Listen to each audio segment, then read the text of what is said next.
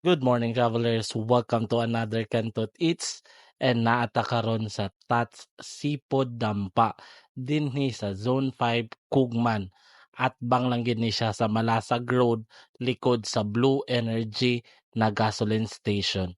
Kay ato ni itry ang ilang mga fresh na kinason.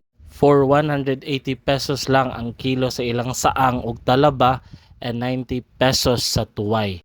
Pwede na ninyo ipag-grill or sabawon ang inyong gipalit na kinason enchigida kung unsa inyong trip or gusto ba ninyo ipaboil lang dayon din sa hot water and kanon diretso or kanon ninyo og fresh. Wa gid say problema and dili pod mo maglisod kung mag-order mo ani kay naa na puy tigbuak sa inyong mga kinason. And na sila special partner sa ilang mga kinason if ever mamalit mo dinhi kay naa sila special na suka. As in lami kayong timpla sa ilang suka. Dili jud nimo matagdan na daghan na kay mo makaon na talaba or saang tungod sa kalami sa ilang suka. So kung nag-crave mo og fresh na saang, talaba or tuway na lami pod sa bawon and nice og ambience and naapod sila acoustic every night and daghan kay silang parking, bisita na mo sa Tats Sipod Dampa sa Kugman.